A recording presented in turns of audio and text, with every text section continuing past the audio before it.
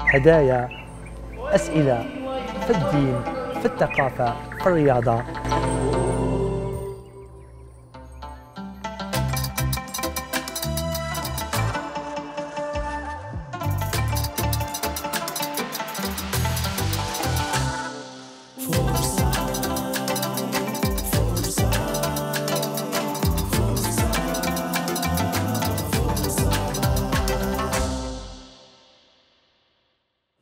السلام عليكم أعزائي المشاهدين، مرحبا بكم مجددا في برنامجكم الرمضاني فرصة.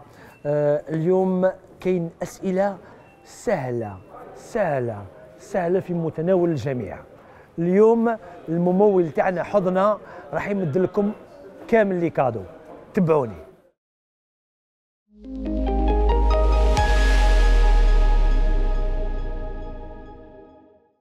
مرحبا بك خويا. ترحب بك الجنة يا رجل يا طيب.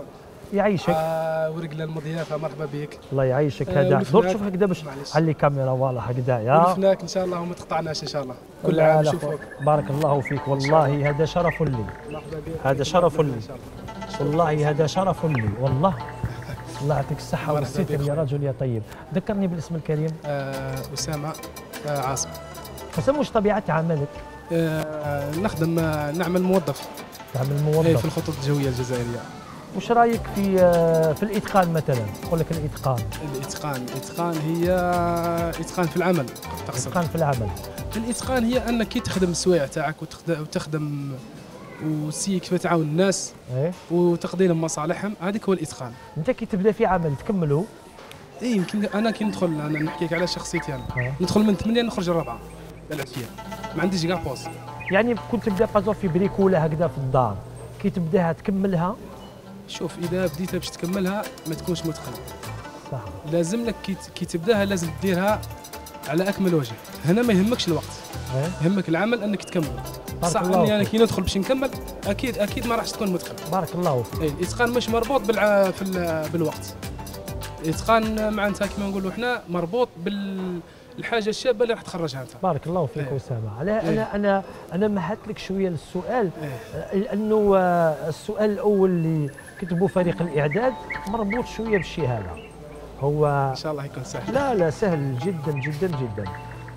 هو يعني هو مثل شعبي ماشي معروف بزاف، ولكن فيه شيء من الحكمه. نقوله لك كسؤال اول تربح، نعطيك هديه مهداة من عند الراعي الرسمي تاعنا حضنا. ومن بعد نروحوا للسؤال الثاني والسؤال الثالث ان شاء الله. نقول لك السؤال يقول: اذا قتلت اللفعه، اذا صرا وقتلت اللفعه واش دير؟ قطع على راسها. رحيت. بارك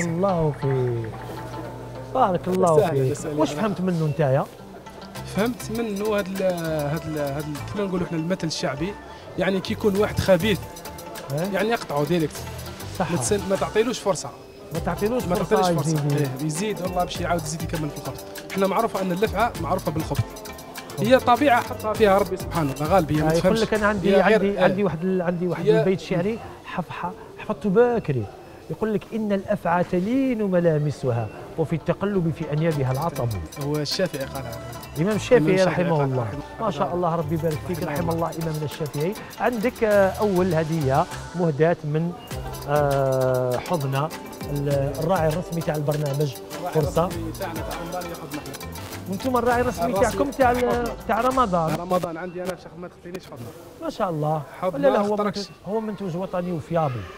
حضنا ما تبدلش الجوده تاعها سواء كانت في رمضان او غير رمضان. ما شاء الله. كاين بعض المؤسسات ان في رمضان تنقص لاضو، تنقص بصح حضنا كيما دركا كيما رمضان. ما شاء الله. هو بصح كاين بعض المنتوجات كي يبداو مع الاول يبداو بجوده عاليه، ومن بعد يبدا يمشي لهم المنتوج. بارك الله فيك. وحطنا بدات عاليه وراهي عاليه ما شاء الله. ماذا بينا احنا نخدموا مع ان شاء الله الناس المنتجات الوطنيه. بارك الله فيك. نروحوا مباشره للسؤال الثاني.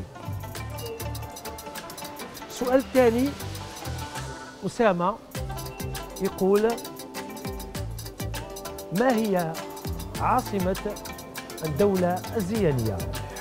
الدولة الزيانية معروفة، تلمسان. ما شاء الله ما شاء الله. انا حبيتك زعما حبيت انا على بالي فيك تعرفها. انا حبيت زعما ندير لك شغل الاطاله شغل ما هي. بارك الله فيك. انا حبيت ندير لك الاطاله وعلى بالي فيك. الدوله الجزائريه ما شاء الله كانت شهدت عده دول على مستوى الدوله الزيانيه والدوله الرستوميه والدوله. ما شاء الله. أسامة راح نروحوا للسؤال الثالث، وهو فيه 30 ثانية. كاين 5 أسئلة بسيطة جدا تجاوبني عليها في 30 ثانية إن شاء الله. كل سؤال عندك فيه قسيمة شرائية ب1000 دينار. يعني تجاوبني على 5 أسئلة سريعة عندك قسيمة شراء ب5000 دينار جزائري مهدية من المركز التجاري كريستلاين. صح. كي تعود مستعد أنا يمدوا لي الإشارة فريق الإعداد باللي كرونو واجدين. ما شاء الله الجميع واجد. نبداو. اذكر 3 طيور تعوم في الماء. البطريق، النورس وبعض النسور. بعض النسور. النسور اللي تسبح الاصطياد. اذكر 3 فرق كرة قدم سعودية. الرياض، النصر، الرياض، النصر والفتح والهلال. اذكر 3 فواكه تنوض غير في الجزائر. في الجزائر غير في الجزائر فقط. تنوض في الجزائر. فواكه تنوض في الجزائر. نعم. عندنا فاكهة الليمون، فاكهة الإيجاص والمشمش. انتهى الوقت. نحسب لك سؤالين صحيحين للأسف. تعطلت في النسور هذه. تعطلت في النسور. أنا حسبته لك أنا حسبته لك على بالك معلوماتك كافية وأنت عندك ثقافة عامة ما شاء الله. الوقت هو ضيق ويخليك. الوقت 30 ثانية راني مربوط بالوقت. كاين فريق إعداد وكاين كذا وكاين كذا. بارك الله فيك أسامة. يعطيك الصحة. والله شرف لنا كان تعود في شبابها كمثقف. شرف شباب لينا. بشوش. اسمح لي قطعت كلامك. شرف لينا أنا شفناك على المباشر، وإن شاء الله ما تكونش تكون متواصلة كما نقولوا. إن شاء الله كل عام بيكم هي. بيكم انتم احنا نفرحوا. اي الله عز وجل خلقنا ذكر وانثى وشعوب وقبائل ليش؟ لتعارف. ان اكرمكم عند الله. بارك الله فيكم. اللهم اجعلنا من المتقين. انت تتقي الله فيا وانا نتقي الله فيك.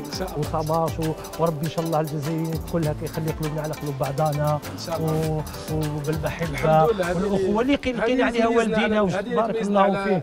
على العديد من الدول. بارك الله الجزائريين يبغوا بعضهم. بارك الله فيك. الحمد لله. ربي يحفظ الجزائر. أسامة عندك قسيمة ان شاء الله مهداة من المركز التجاري كريستلاين. ونقول لك بصحتك ورمضان الكريم. كل عام وانت طيب. كل عام وانت بخير. نعطيك المايك هكذا في يدك وقول كلمة اللي تحب. التلمسان، الوهرن، بالكلمة واحدة. قول كلمة برك. الوالدة تاعي ربي يحفظها ان شاء الله وربي يطول في عمرها. الوالد الكريم ربي ان شاء الله يشافيه. اللهم امين يا رب العالمين. ان شاء الله يطول في عمره ان شاء الله. وان شاء الله يرضوا علينا كما نقولوا. اللهم امين. ربي عليك ان شاء الله. وربي يحفظ لي بنتي الكتكوتة يا فاطمة رواسي. قول له نسميها على الوالدة تاعي فاطمة. ما شاء الله. ربي يبارك لك فيها ان شاء الله. والزوجة تاعي ما شاء الله اكيد. ربي يبارك فيك وربي يخلي ان شاء الله يخليكم ديما مجمولين ان شاء الله. ان شاء الله ويمتعكم بالصحة والستر. انت خلي الميكروفون عندك. ان شاء الله. دقيقة اخويا سلم. ان شاء الله ما تقطعش علينا برك. لا ان شاء الله. ان شاء الله كل عام نشوفك خطرتين لا ان شاء الله يا رب. مرحبا بكم في ورقلة ان شاء الله. شكرا. بارك الله فيك. بارك الله فيك أسامة العزيز الغالي. رفقتك السلامة. بارك الله فيك. حبيبي ربي يخليك. ان شاء الله تكون رسالة ان شاء الله تاع خير ان شاء الله. اللهم امين. الوطن تاعنا ان شاء الله. اللهم امين. بارك الله فيك. والله أثلج قلبي خويا أسامة. وعلى هذه الكلمات الطيبة وعلى هذه المحبة نقول لكم خدمة إن شاء الله كالعادة فرصة.